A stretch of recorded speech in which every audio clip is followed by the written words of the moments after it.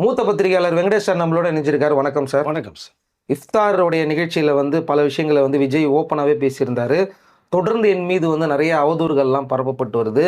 அதன் மூலமாக எப்படியாவது என்ன அவமானப்படுத்தலாம், எப்படியாவது என்ன அடிக்கலாம், நான் அப்படியே போயிருவேன் அப்படின்றது காரணத்துக்காக தினம் தினம் என்ன அவமானப்படுத்திக்கிட்டு இருக்காங்க. உங்க எல்லாருக்குமே தெரியும் அப்படிங்கிற மாரி ரொம்ப ஃபீல் பண்ணி பேசிக்கிட்டு இருந்தாரு. ஆக்சுவலா அவர் சொன்னத மாரியே நம்ம 3 நாளுக்கு முன்னாடி ஒரு வீடியோ போட்டிருக்கோம். நம்ம என்னென்ன சொன்னோமோ அதில போட்டிருக்காங்க பாருங்க. அத அவர் சொல்லியிருக்காரு. சார் தொடர்ந்து இவர பத்தி வெறும் நெகட்டிவ் நியூஸ் மட்டும் தான் வந்துகிட்டு இருக்கு. இத கரெக்ட்டா பண்ணிட்டு இருக்காங்க. எப்போலாம் இவர் இந்த ப்ரோகிராம் போறாரு, அப்படி இல்லன்னா அன்னைக்கு பார்த்தீங்கன்னா ஸ்டேஜ்ல பேச போறாருன்னா, உடனே ஒரு நெகட்டிவ் நியூஸ் போட்டு அத யாருக்குமே போய் சேராத அளவுக்கு பண்றாங்க அப்படி சொல்லியிருந்தா, இத விஜயே அவர் சொல்லியிருந்தாரு. அது மட்டும் இல்லாம சங்கீதா அவர்களுக்கு அவர் விவாகரத்து குடுக்க விருப்பம் இல்லை. அப்படிங்கிற மாரியான ஒரு தகவலும் வந்துகிட்டு இருக்கு. என்ன நடக்குது? இன்னும் நெறைய நியூஸ் எல்லாம் இருக்குது சொல்றேன்னு சொன்னீங்களே.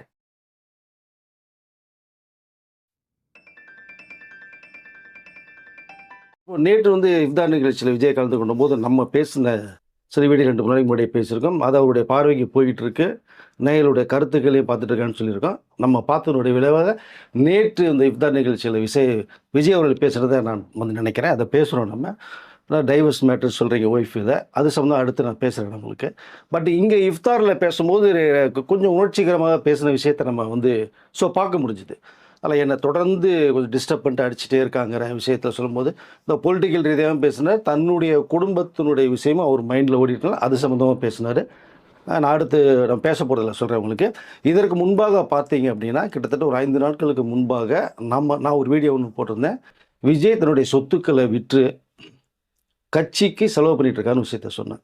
பட் இது எதுன்றதை நம்ம நெக்ஸ்ட் வீடியோவில் பேசணுன்றதே நான் சொல்லியிருந்தேன். இப்போ அதை டீட்டெயில்ஸ் நான் சொல்ல விரும்புகிறேன். நான் இதை முதல்ல எடுத்துக்கிட்டீங்க அப்படின்னா, இதுக்கு முன்னாடி பார்த்தீங்கன்னா அவர் கட்சியில் ஆட்டி நிதி வாங்கலை, டொனேஷன் ஆட்டி வாங்கலை.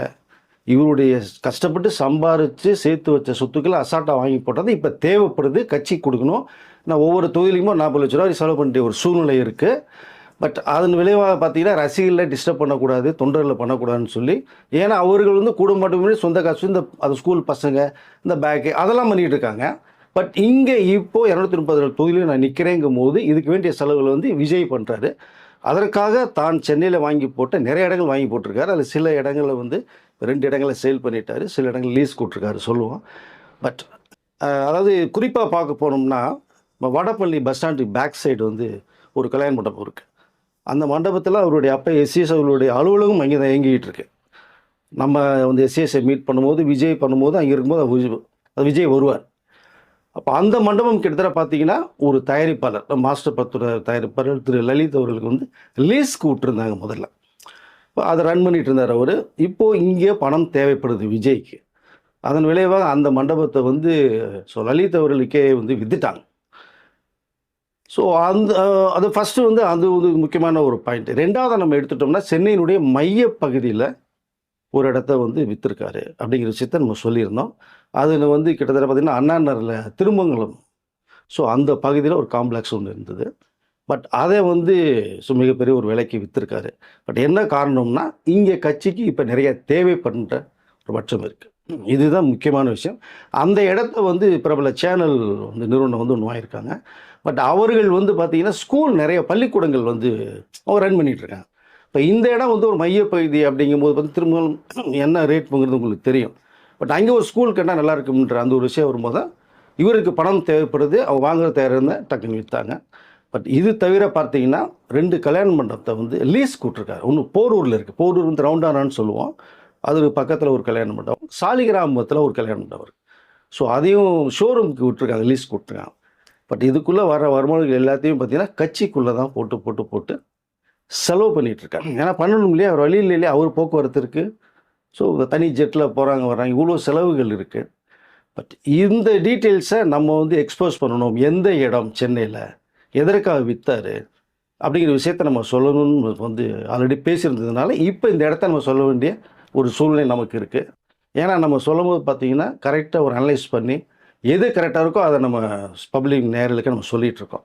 பட் இங்கே இந்த சொத்துக்களை விற்றா கூட பட் அதிலிருந்து வரக்கூடிய பணங்கள் அவர் எடுத்துகிட்டு தனியாக வச்சுக்கிறதோ பூட்டி வச்சுக்கிறதோ அவர் கொடுக்குறதுக்கோ இல்லை, இங்கே தெளிவாக புரிஞ்சுங்க, அது எல்லாமே அக்கௌண்ட்டில் தான் ஏறுது. ஸோ எவ்வளோக்கு விற்கிறோம் அந்த பணம் பூரா அக்கௌண்ட்டில் ஏறுது. அதை வச்சுட்டு செலவு பண்ணிகிட்ருக்காங்க. இது தவிர பார்த்தீங்கன்னா இன்கம் டேக்ஸ்னு ஒன்று இருக்குது பார்த்தீங்களா, அங்க கணக்காட்டணும் என்னென்ன செலவு பண்ணீங்க எல்லாத்தையும். எவ்வளோ வாங்கியிருக்காங்க, கேஷில் அக்கௌண்ட் எவ்வளோ ஏறி இருக்கு, எவ்வளோ விற்றுருக்காங்கன்னு கரெக்டாக ப்ரொசீஜராக போகும்போது இது டேக்ஸில் கரெக்டாக ஒரு பே பண்ணிகிட்ருக்காரு. இதுக்கு ஒரு எக்ஸாம்பிள் நான் சொல்லணும். பார்த்தீங்கன்னா இந்தியாவிலே பார்த்தீங்கன்னா ஒரு செகண்ட் பொசிஷனில் வந்து டேக்ஸ் ஹோல்டராக இருக்கார். 80 crores வரைக்கும் கட்டின செகண்ட் பொசிஷன் இருக்கார். ஃபஸ்ட்டு பொசிஷனில் யார் இருக்கான்னு கேட்டிங்கன்னா நம்ம இந்தியில் இருக்கிற ஷாருக் கான் அவர்கள் தான் டேக்ஸ் ஹோல்டரில் வந்து நம்பர் 1ல் இருக்காங்க. அதிகபட்சமாக டேக்ஸ் கட்டின ஒரு லிஸ்ட்டில் ஷாருக் கான் இருக்காங்க. அடுத்து வந்து விஜய் இருக்காங்க. ஸோ இது வந்து நிறைய பேருக்கு வந்து தெரியல, இந்த இடம் எதுக்கு விற்றாங்க, எந்த இதுக்கு பண்ணுறாங்க, இந்த டேக்ஸ் ஹோல்டர் வச்சு இவ்வளோ விஷயங்கள் இருக்கும்போது வந்து விஜயை வந்து பர்டிகுலராக வந்து அடிக்கணுங்கிற நோக்கத்திலே சில பேர் பேசிகிட்டு இருக்காங்க. அது நோக்கம் இல்லை. சில விஷயங்கள் தெளிவுபடுத்தணும் நேயர்களுக்கு. இதெல்லாம் எதுக்கு விற்றாங்க, இந்த காசு வேறு எங்கேயோ போகுதுன்னு சொல்லி நிறைய பேர் பேசிகிட்டு இருக்காங்க. அது எங்கேயும் போக கிடையாது, மக்களுக்கு செலவு பண்ணுறதுக்காக வச்சுருக்காரு. ஸோ இந்த டேக்ஸ் ஹோல்டர் பண்ணும்போது பார்த்தீங்க அப்படின்னா இங்கே வந்து இது தவிர விஜய் அவர்களுக்கு வந்து ஓய்பிரிவு வந்து ஒரு பாதுகாப்பு கொடுக்கப்பட்டிருக்கு. அது எதை நோக்கி அப்படின்னு பார்த்தீங்கன்னா செகண்டில் இப்போது டேக்ஸ் ஹோல்டர் இருக்காங்க இல்லையா, இது சென்ட்ரல் கவர்மெண்ட்டில் வந்து அப்ளை பண்ணணும். எனக்கு இந்த பாதுகாப்பு தேவை, நான் நிறைய இடங்களுக்கு போகிறதுனால அப்படின்னு சென்ட்ரல் கவர்மெண்ட்டில் போய் ஒரு மனு போட்டு அப்ளை பண்ணும்போது காரணம் கேட்பாங்க. அந்த காரணத்தை விஜய் தெளிவுபடுத்தணும். அப்போ இவர் டீட்டெயில்ஸ் சொல்கிறாங்க. சொல்லும் போது டேக்ஸ் ஹோல்டருங்கும் போது அதுக்கு ஒரு தனி மரியாதை இருக்குது. இப்போ சென்ட்ரல் கவர்மெண்ட்டுடைய நிர்வாகம் வந்து விஜய் சொல்கிறது வந்து எதை நோக்கி, எதுக்கு இந்த ஒய் பிரிவுங்கிறத அவங்க வந்து அங்கேருந்து இங்கே தமிழ்நாட்டுக்கு வந்து ஒரு அனலைஸ் பண்ணுவாங்க. கிட்டத்தட்ட ஒரு 2-3 வாரம் டைம் எடுத்துக்குவாங்க. இவர் சொல்கிறது நிஜம் தானா, அட்வான்ஸ் டேக்ஸ் பேருக்கு இந்த ஃபெசிலிட்டிஸ் வந்து நீங்கள் வாங்கலாம், அவர்களுக்கு முன்னுரிமை தரப்படும். அப்போ இங்கே வந்தாங்க, பார்த்தாங்க, விஜய்க்கு ஒரு பாதுகாப்பு தேவைங்கிற ஒரு பட்சத்தில் இவர் நடிகராக இருக்கும்போது அவர் கேட்கல. பட் அரசியலுக்கு நுழைஞ்சதுக்கு பிறகு அவர் தேவைப்படுது, கேட்குறாங்க, வந்தாங்க, பார்த்துட்டு ஓகேன்னு விஜய் கண்டிப்பாக தேவைங்கும் போது சென்ட்ரல் கவர்மெண்ட்லேருந்து ஒய் பிரிவு விஜய்க்கும் தரப்பட்டது. இப்போ ஒய் பிரிவில் தான் இருக்கார் அவர். பட் இது சும்மா வந்து கொடுக்க மாட்டாங்க யாருமே. இதற்கும் விஜய் செலவு பண்ணணும். ஒய் பிரிவில் எத்தனை பேர் வர்றாங்கன்றதை பார்த்துட்டு மந்த்லி ஒரு பேமெண்ட் வந்து விஜய் அங்கே பே பண்ணிகிட்ருக்காரு. ஸோ இவ்வளோ செலவுகள் இருக்கா? அப்போது ஒரு மனிதன் வந்து சினிமாவில் சம்பாரித்து சேர்த்து வச்சுற சொத்துக்கள் அசால்ட் வாங்கினேன், இதை ஒன்றா விற்று தான் இப்போ பண்ணிகிட்ருக்கார். ஸோ நமக்கு தெரிஞ்ச வரைக்குமே விஜய்க்கு என்ன பண்ணுறார், என்ன செஞ்சிட்ருக்கார் அப்படிங்கிறது நிறைய வீடியோவில் பேசியிருக்கோம். இப்போவும் இந்த இடத்த வந்து விற்றது, லீஸ் கொடுத்தது எதை நோக்கி அப்படிங்கிற ஒரு விஷயத்துக்காக தான் இப்போ நமக்கு வந்த தகவலில் நேரில் சொல்லணும்னு நினச்சோம். இந்த தகவலை சொல்கிறேன் சார். இப்போ இன்னொரு விஷயம் சொல்லியிருந்தீங்க, இஃப்தார் ஃபங்க்ஷனில் வந்து கொஞ்சம் விஷயத்தெல்லாம் கொஞ்சம் எமோஷனல் ஆகிட்டார் அப்படின்னப்போ க்ளீனாக தெரிஞ்சுது. ஆக்சுவலாக என்னுடைய குடும்ப பிரச்சனையை வச்சு என்னை டோட்டலாக காலி பண்ணலாம் அப்படிங்கிற மாதிரி பார்க்குறீங்க அப்படிங்கிற மாதிரி சொன்னார். அடுத்தது அதுவும் பெருசாக ஈடுபடலை, அப்போ நான் டெல்லிக்கு போகும்போதோ அங்கே போய் சேர்ந்துட்டேன் அப்படிங்கிற மாதிரி அடுத்து அவமானப்படுத்துனீங்க அப்படின்லாம் சொன்னார். இதில் இந்த முதல் முறையாக அவர் பேசும்போது க்ளீனாகவே தெரியுது அவர் வந்து ஃபேமிலியை பற்றி பேசியிருக்காருல்ல. இல்லை, இஃப்தாரில் எனக்கு பேசுகிறது ரொம்ப மனசுக்குள்ளே ரொம்ப நாள் அந்த அழுத்தம் இருந்து, ஏன்னா அவர் டக்குன்னு எதுவுமே பேச மாட்டார், மனசுக்குள்ளே வச்சுட்டு தேவைப்படும் போது ஒரு விஷயத்தை பேசுவார். ஆனால் சில நேரங்களில் சில விஷயங்கள் உடனடியாக பேசுனா சிறப்பாக இருக்குன்னு தான் நான் சொல்லிக்கல விரும்புகிறேன். அது விஜய் அவர்கள் பேசணும். பட் நேற்று இஃப்தாரில் பேசின அந்த சம்பவங்கள் வந்து உணர்ச்சி பூர்வமாக தான் இருந்தது. எல்லாருமே அழைத்து நேற்று அந்த நோன்பு நிறைவு பண்ண வேலை உங்களுக்கு சிறப்பாக இருந்தது அது. பட் இங்கே வந்து தன்னுடைய ஃபேமிலியில் போட்டு அடிக்கிற ஒரு விஷயத்தை தெளிவுபடுத்தினார். அந்த அதாவது பிரச்சனை இருக்குங்கிறது ஓகே, இன்னும் மறுப்பதற்கு இல்லை, அது இருக்குது. பட் அதுக்கு மேலே திரும்ப பிரச்சனை இருக்குது, பிரச்சனை அடிக்க சொல்லும்போது சங்கீதாவை விஜய் டைவர்ஸ் பண்ண போகிறாரு கன்ஃபார்மாக. பட் இருக்கிற சொத்தை பூரா விற்றுட்டு வேற யாருக்கோ வந்து கொடுத்துக்கிட்டு இருக்காரு அப்படிங்கிற விஷயங்கள்லாம் நிறைய பேசப்பட்டிருக்கு, ஒரு தகவலாக இருக்குது. ரெண்டாவது இன்னொருத்தர் வேறு கல்யாணம் பண்ண போகிறாரு அப்படிங்கிற விஷயம்லாம். பட் எதுவுமே இல்லை, அவர் பேரில் சொத்துக்கள் நிறைய கஷ்டப்பட்டு வாங்கினது. இப்போ விற்றது கூட அவர் பேர் இருக்கிறத விற்றுருக்காரு. இன்னும் பசங்க மேலே சொத்து வாங்கி போட்டிருக்காரு, ஒய்ஃப் பேர்லேயும் இருக்குது. அவர் ரொம்ப வந்து ஃபேமிலி அஃபெக்ஷன் உள்ளவருங்கிறதுக்கு ஒரே உதாரணம், இது வரைக்குமே அவர் டைவர்ஸ் கொடுக்கல, எது சம்மந்தமாக அவர் பதில் பேசலை. மனைவி சங்கீதா அவர்களுக்கு கொடுத்த விளைவு இப்போ இருக்காது. பட் கொடுத்துருந்தாருன்னா ரொம்ப ஃப்ரீ பேடாக இருந்திருக்கலாம். அவர் பாட்டு சங்கீதா இவர்களுக்கு கேட்டால் தானே பிரச்சனை, சங்கீதாவை கேட்கும்போது அசால்ட்டாக கொடுத்துட்டு போயிருக்கலாம். 5 வருடமாக கொடுக்காது, இனிமேல் கொடுக்க போகிறாரு. சில நண்பர்கள்லாம் எல்லாம் பேசும் ஒரு தகவல் வந்தபோது பேச்சுவார்த்தை போயிட்டுருக்கே தவிர டைவர்ஸ் வாய்ப்புகள் இல்லைங்கிற ஒரு தகவல் தான் எனக்கு வந்தது. அதை ஸோ அது நேற்று வந்து ரொம்ப அது உணர்ச்சி பூர்வமாக பேசின விஷயத்தை பார்க்க முடிஞ்சுது. ரெண்டாவது பி டீம்னு சொல்கிறாங்க, பிஜேபியில் எல்லாம் முடிஞ்சிச்சு அப்படிங்கிற விஷயத்தையும் சொல்லி, நான் யாருக்குமே பி டீம் கிடையாது, நான் 234 தொழில் தனியாக நிற்க போகிறேன் அப்படிங்கிற விஷயத்தை நேற்று வந்து டோட்டலாக தெளிவுபடுத்துகிறார். என்னை பற்றின விஷயங்களுக்கு ஒரு முற்றுப்புள்ளி வச்சார் அப்படிங்கிறதான் நேற்று இஃப்தார் நிகழ்ச்சியில் நம்ம பார்க்க முடிஞ்சுதீங்க. அதனால் நானும் திரும்ப சொல்லிக்க விரும்புகிறேன், அவர் டைவர்ஸ் பண்ணுற ஒரு எண்ணத்தில் இப்போதைக்கு இல்லை, பண்ணுறதுக்கு வாய்ப்பு இல்லை. ஏன்னா நிறையா அவர் ஃபேமிலி சர்க்கிளில் பேசி விஜய்க்கு சில விஷயங்கள் புரிய வச்சுருக்காங்க. அது நிரந்தரமில்லை, இதுதான் நிரந்தரம், பசங்க இருக்காங்கிற விஷயத்தெல்லாம் தெளிவுபடுத்தியிருக்காங்க. அவர் குழந்தை கிடையாது விஜய். ஏதோ ஒரு விஷயம் நடந்தது, எல்லாமே உண்மை தான். பட் அதுலேருந்து மீண்டு வர்றதுக்கு முயற்சி பண்ணிகிட்டு இருக்காருன்னு வச்சுங்களேன். ரெண்டாவது அரசியல், இப்போ நேரம் இல்லை அவருக்கு. ஃபர்ஸ்ட் ஆஃப் ஆல் இந்த பிரச்சனையை பார்க்க நேரம் இல்லை. குடும்ப பிரச்சனை எப்போனாலும் பார்த்துக்கலாம். ஏன்னா அது கோர்ட்டுக்கு பிறகு ஏப்ரல் 20 வருது. ஏப்ரல் 20க்கு அட்டன் பண்ணாமல் கூட மே மாதம் போகிறதுக்கான வாய்ப்புகள் இருக்குது. அவர் பார்த்துக்கிறார். எனக்கு வந்த தகவல் வந்து சங்கீதா அவர்களை இவர் டைவர்ஸ் பண்ண விரும்பவில்லை அப்படிங்கிற தகவல் தான் தெரியுது. மீண்டும் சில வாய்ப்புகள் நிறையா இருக்குது அப்படிங்கிற தகவல் வந்திருக்கு நமக்கு. இது இந்த இடத்துல தெளிவுபடுத்தி நம்ம விரும்புகிறோம். இதில் இன்னொரு சிறப்பாக பார்க்கணும்னா, இஃப்தார் நிகழ்ச்சியில் விஜய் அவர்கள் பேசிட்டு வெளில வரும்போது கூட பார்த்தோம்னா, பெண்கள் நிறைய பேர் இருந்தவர் நம்ம பார்த்து கிட்டத்தட்ட எல்லாமே 40-45 வயசுக்குள்ளப்பட்டவர். இந்த நிகழ்ச்சியில் டைவர்ஸ் பக்கம் ஒரு பக்கம், நடிகர் ஒரு பக்கம் சொல்லி விஜய்க்கு அந்த கிரேஸ் இறங்கிருச்சு. அவர் சொந்த பிரச்சனை நான் பார்த்துக்கிறேன் அப்படின்னு தெளிவாக சொன்னதன் விளைவாக தான் நம்மளுக்குள்ளே போக விரும்பலை. ஸோ இங்கே வந்து அந்த பெண்கள்கிட்ட பேசும்போது வந்து இவ்வளோ நிகழ்ச்சியில் சம்மந்தப்பட்டு ஒரு விஷயம் கேட்கும்போது அவர்கள் வந்து குடும்ப பிரச்சனை அது பார்த்துக்குவார், வேறு எங்கேயும் போக மாட்டார், எங்களுக்கு நம்பிக்கை இருக்குது அப்படிங்கிற விஷயத்தை சொல்லும் போது பார்த்தா பெண்களுடைய ஆதரவு இன்னமும் விஜய் இருக்குங்கிறத தெளிவுபடுத்த வேண்டியதாக இருக்குது. அவர்கள் சொன்ன வீடியோவும் நிறையா இருக்குது, போய் பார்த்தீங்கன்னா தெரியும். எங்களுடைய ஒட்டு மொத்தமாக விஜய் அவர்களுக்கு தான் அப்படிங்கிறதுல தெளிவாக மக்கள் இருக்காங்க. அப்போ பெண்களுடைய ஆதரவு இன்னும் குறையல அப்படிங்கிற விஷயம் நமக்கு வந்து பார்வைக்கு வருது. அதை ஸோ நேற்று நடந்த அந்த இஃப்தார் நிகழ்ச்சி வந்து உண்மையிலேயே அவர் மனசுக்குள்ளே இருந்ததும் நிறையா விஷயங்கள் பேசப்பட்டுருக்கும் அப்படிங்கிறதுக்கு ஒரு முற்றுப்புள்ளி வச்சான்னு தான் நினைக்க தோணுது. அது நமக்கு தோணுது. அதை ஸோ ரெண்டாவது பார்த்தீங்கன்னா இதற்கிடையில் வந்து அவருடைய பொண்ணும் விஜய் அவர்கள்ட்ட கொஞ்சம் பேசின விஷயமும் இருக்குது. விஜய் அவர்கள் கொஞ்சம் எமோஷனலானதும் ஒன்று இருக்குது. பட் இதற்கெல்லாம் தீர்வு வந்து எலெக்ஷன் முடிஞ்சது பிறகு ஒரு முடிவு பண்ணுறதா இருக்கார். பட் இங்கே இன்னொரு சிறப்பாக பார்க்கணும்னா, நான் இதுக்கு முன்னாடி ஒரு வீடியோ சொல்லியிருந்தேன், விஜய் அவர்கள் ஒரு யூடியூப் சேனலுக்கு பேட்டி கொடுக்க போகிறார் அப்படிங்கிறத 10 நாள் முன்னாடி 10 நாள் முன்னாடி சொல்லியிருந்தேன். கிட்டத்தட்ட இப்போ எல்லா சேனலுமே அது உறுதிப்படுத்துகிறாங்க. நம்ம தான் முதல்ல வந்து விஷயத்தை வெளில கொண்டு வந்தோம். ஏன்னா விஜய்க்கு ஒரு நெருங்கிய நண்பர் அவர். விஜய் படத்தில், ஜனநாயகன் படத்தில் அவர் நடிச்சிருக்காரு. பட் யூடியூப்பில் இன்றைக்கி ஜென்ஸுக்கிட்டு அந்த 2K கிட்ஸுங்களுக்கு வந்து ஏகப்பட்ட மில்லியன் கணக்கில் வச்சு ஃபாலோவர் வச்சு அவர் சொன்னால் சரியாக இருக்கும் அப்படிங்கிற ஒரு பட்சம். ரெண்டாவது விஜய் கொஞ்சம் ஃப்ரீக்வன்ஸாக கொஞ்சம் பேசணும் அப்படின்னா ஒரு நண்பர்கிட்ட போகும்போது நிறைய விஷயங்கள் பேசுறது வாய்ப்பு இருக்கும். அவரும் கேஷுவலாக பேசக்கூடியவர். அப்போ இங்கே விஜய் அவர்கள் இந்த குடும்பத்தினுடைய பிரச்சனைகளும் அந்த ஒரு லோபலாக பசங்க மேலே எப்படி இருக்குது என்ன இருக்கிற விஷயத்தையும் இந்த இன்டர்வியூவில் வரதுக்கான வாய்ப்புகள் நிறையா இருந்த தகவல் நமக்கு வந்திருக்கு.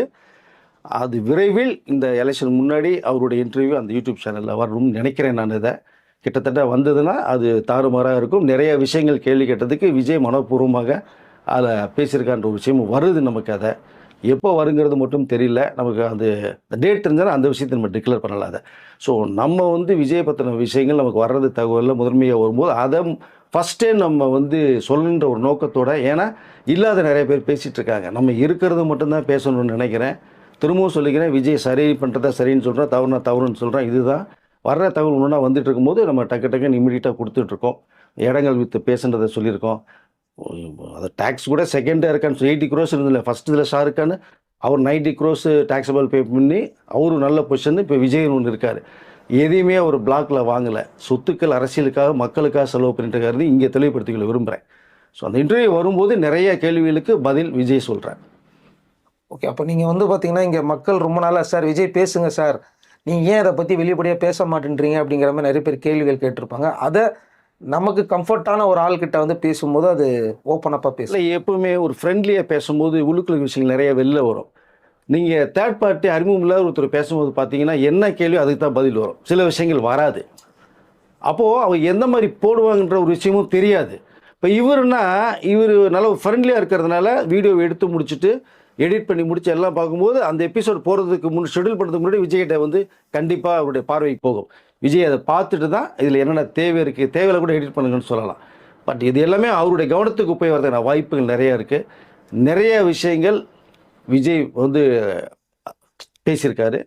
இது நேயர்களுக்கு கேட்கும்போது புதுசாக இருக்கும், விளக்கங்கள் நிறையா கொடுத்துருக்கதா ஒரு தகவல் வருது சார். நீங்கள் அவர் என்ன பேசியிருப்பாருங்கிறத வந்து நீங்கள் போடுற அந்த கொஸ்டின் மார்க்கில் எனக்கு லைனாக தெரியுது, அவர் இதை பற்றி தான் குறிப்பாக பேசியிருப்பார் அப்படிங்கிற மாதிரி. ஏன்னா அந்த யூடியூபரும் வந்து நிறைய பொலிட்டிஷியன்ஸ் எடுத்திருக்காரு, சினிமா செலிபிரிட்டிஸ் எடுத்திருக்காரு, நிறைய பேர் கேட்க யோசிக்கிற கேள்விகள் எல்லாத்தையுமே கேட்டிருக்காரு. அது நல்ல சூப்பரான கேள்விகள்லாம் கேட்பாரு அவர்கிட்ட ஒரு கம்ஃபர்ட் ஜோனாக இருக்கும். அவர் ரொம்ப ஹர்ட் பண்ணுற மாதிரியான கேள்விகள், நான் உன்னை மடக்கிறேன் பாரு அப்படி அந்த மாதிரியான ஒரு கேள்வி. இல்லை, அவரும் நிஜத்தை மட்டுமே தான் கேட்பாரு. அது மட்டும்தான் வெளியில் வரும். இந்த கான்ட்ரவர்சி மட்டும்களை போக மாட்டாங்க. கான்ட்ரவர்சிகளை பொதுவாகவே போக வேணும்னு தான் என்னுடைய கருத்தும். இருக்கிறதே பேசலாம், இல்லாததை பேசணுன்ற அவசியம் இல்லை. விஜய் பற்றின கருத்துக்கள் நிறைய வருது, நம்ம அதை வந்து சரிங்கிறத நம்ம நேரில் சொல்லிட்டு ஃபேமிலியை பற்றி கண்டிப்பாக பேசுவார். கண்டிப்பாக பேசுவார். அது போதும். ஏன்னா எனக்கு தெரியும் விஜய் வந்து ஒரு எப்படி சொல்கிறதுனா குளோபல் பெஸ்ட், ரொம்ப அன்பான ஒருவர். நீங்கள் எவ்வளோ பழங்களுக்கு தெரியும். பட் அதனால சங்கீதம் மேலே உயிரே வச்சுருக்காரு, பசங்க மேலே வச்சுருக்காரு. சங்கீதா விட்டு விஜய்க்கு ஆப்போசிட்டாக அந்த ஒரு சூழ்நிலையும் போயிட்டுருக்கு. இதற்கெல்லாம் ஒரு முற்றுப்புள்ளி வைப்பாங்க கண்டிப்பாக. பசங்க ஜேசன் ரொம்ப யோசிப்பார் இல்லையா, சாதாரண ஆள் கிடையாது அவரும். ஸோ இவ்வளோ விஷயங்கள் நடக்குது. பட் இதற்கெல்லாம் ஒரு முற்றுப்புள்ளி வைக்கிறது மாதிரி அவருடைய குரல் ஓங்கி ஒலிக்கும்னு நான் நினைக்கிறேன். அதனால் என்ன தகவல் வருதுங்கிற நம்ம நெக்ஸ்ட் வீடியோ நேரலுக்கு சொல்ல நினைக்கிறேன். ஓகே, இன்னொரு விஷயமும் சொல்லியிருந்தீங்க, சஞ்சய் சம்மந்தப்பட்ட ஏதோ படத்தை பற்றி அவர் விசாரிச்சார் அப்படிங்கிற மாதிரி கூட சொல்லியிருந்தீங்க. அதை கண்டிப்பாக அடுத்த வீடியோவில் சொல்லலாம். கண்டிப்பாக. ஸோ இந்த தகவல் வந்து நிறைய பேருக்கு தெரியல, எனக்கே தெரியாது ஆக்சுவலாக இந்த மாதிரி இவ்வளோ நியூஸ் இருக்குது அப்படின்றது. ஆனால் இந்த நியூஸ் எல்லாம் ஏன் பேச மாட்டேன்றாங்கிறத நம்மளுக்கு புரியல. இல்லை, பேசின விஜயோடைய அந்த என்ன சொல்கிறதுன்னா அந்த பேரும் மூலம் மக்கள் மத்தியில் அதிகமாக போயிடும். இப்போ நம்ம புகழ்ந்து பேசலையே சார் எதுவுமே. நம்ம இருக்கிறத பேசியிருக்கோம். புகழ்ந்து பேச வேண்டிய அவசியம் எனக்கு இல்லை. ஃபர்ஸ்ட் ஆஃப் ஆல் எனக்கு என்ன இருக்குது, விஜய் ஒரு நல்ல விஷயம்னா கண்டிப்பாக சொல்ல போகிறோம். அந்த நடிகை கூட்டு போட தவறுன்னு தான் சொல்லியிருக்கேன். இன்னமும் அதுதான் சொல்லி தவறு தான். பட் ஓகே, அதை வந்து நான் பார்த்துக்கிறேன்ட்டார் பர்சனலில். பட் அது ரொம்ப ஃபீல் பண்ணுறதா ஒரு தகவல் வருது எனக்கு. தேவையில்லாமல் அந்த விஷயத்தில் போயிட்டோமோன்னு சொல்லி. அதனால தான் அதான் சொன்னேன், ஒரு விஷயம் வந்து வேறு மாதிரி நடக்கும்போது தான் குடும்பத்து மேலே ஒரு பாசம் தனியாக வரும் எப்போவுமே.